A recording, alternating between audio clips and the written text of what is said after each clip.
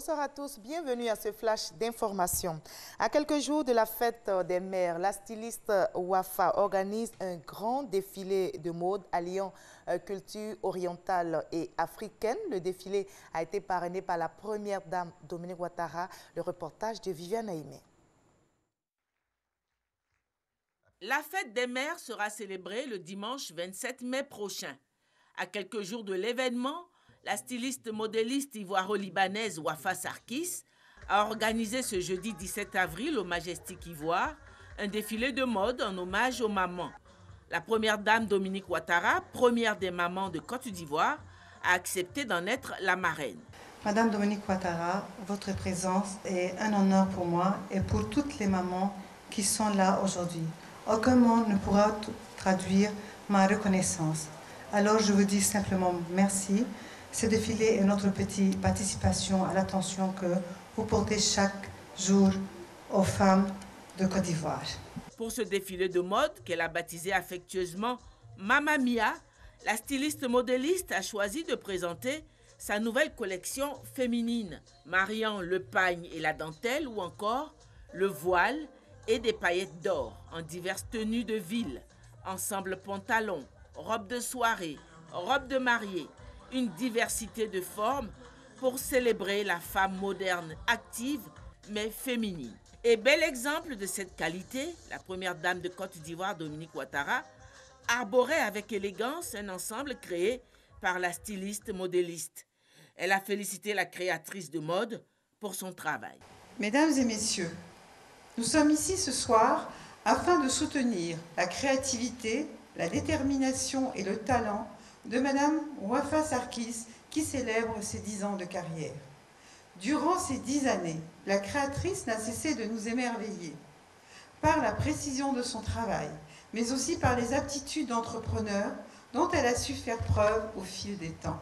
Je tiens à lui exprimer mes vifs encouragements et à lui exprimer notre fierté de voir son ascension se confirmer année après année. Promotrice du pagne Made in Côte d'Ivoire et des créations des stylistes modélistes nationaux, dont elle a coutume d'arborer les tenues, la première dame de Côte d'Ivoire a saisi l'occasion pour adresser aussi un message d'encouragement à tous ces créateurs de mode. Je voudrais féliciter tous nos créateurs et stylistes pour le magnifique travail qu'ils réalisent.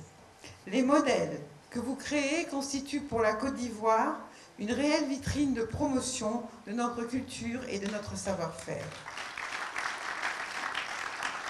J'encourage donc chacun d'entre vous à poursuivre ses efforts et à persévérer dans ce domaine afin de porter la Côte d'Ivoire au plus haut rang des références de la mode internationale. Une belle soirée au cours de laquelle le public a revu sur scène avec plaisir la reine du Matiko, Chantal Taïba. Nous aurons un dossier dans ce 20h consacré au cube d'assaisonnement au bouillon culinaire qui ne cesse d'alimenter les polémiques au sujet de sa supposée dangerosité. Notez que 8 ménages ivoiriens sur 10 utilisent régulièrement ces cubes bouillon en cuisine. Les arguments pour ou contre ces assaisonnements sont-ils fondés? Nous en saurons davantage dans le dossier réalisé par Didier Nguessan et Christelle Menon. Ce sera ce soir dans l'édition de 20h. En RD Congo, le gouvernement active un plan de riposte contre l'épidémie d'Ebola, précisément dans le nord-ouest du pays. Selon un nouveau bilan de l'Organisation mondiale de la santé, le nombre de morts dus à Ebola en RD Congo s'élève à 25 morts sur un total de 25 cas confirmés ou suspectés. Mais l'OMS rassure, le risque de propagation reste élevé, mais il y a de fortes raisons de croire que cette situation peut être maîtrisée. Au moins 8 personnes ont été tuées ce vendredi matin lors d'une fusillade qui a visé des élèves et le personnel administratif. C'est dans un lycée au Texas. D'après la police, le tireur est un élève de l'établissement. Le président américain Donald Trump dénonce une attaque horrible. Il assure par ailleurs que son administration est déterminée à faire tout ce qui est en son pouvoir pour protéger les étudiants et que ceux qui représentent une menace pour eux-mêmes et pour les autres ne puissent détenir d'armes.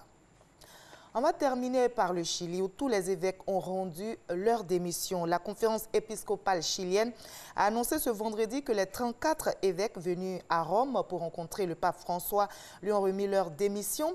Cette situation survient dans le contexte d'un vaste scandale de pédophilie qui secoue l'église chilienne.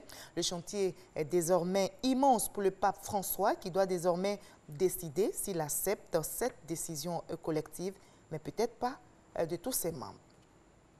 On se retrouve à 20 h pour la suite de l'actualité, mais juste après ce Flash Info, suivez l'info régionale qui retrace pour vous toutes les informations, les infos de nos régions ici en Côte d'Ivoire.